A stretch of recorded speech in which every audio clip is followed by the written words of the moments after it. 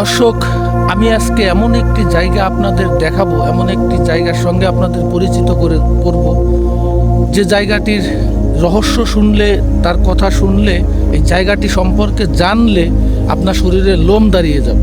হাজরাতলা নামে পরিচিত, এটা এলাকার সবাই জানেন। তারা বলতেছেন যেটা শত শত বছর ধরে এভাবেই নাকি রয়ে গেছে। চলুন দর্শক, আমরা একটু ওই বাগানের কাছে গিয়ে দেখি।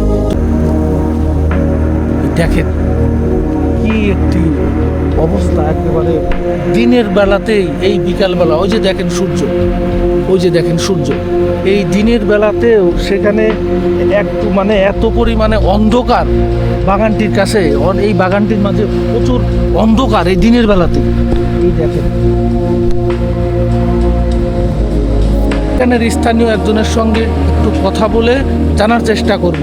আসলে আমরা তো বাপ দাদার আমলের তো শুনে আসতেছি এই আজরা গাছের কথা বুঝছেন। এখানে আগে হিন্দুরা পুজো, আচ্ছা, পুজো করতে এখন সে তারা নাই, এখন আর পুজো আর করে না। আচ্ছা। এখন এই গাছটা এখনও সেইভাবেই আছে, কিন্তু কেউ কোনো ক্ষতি করে না। এই জায়গা এখনও অনেক কিছু আছে, এখনও বড় বড় সাপ রয়েছে।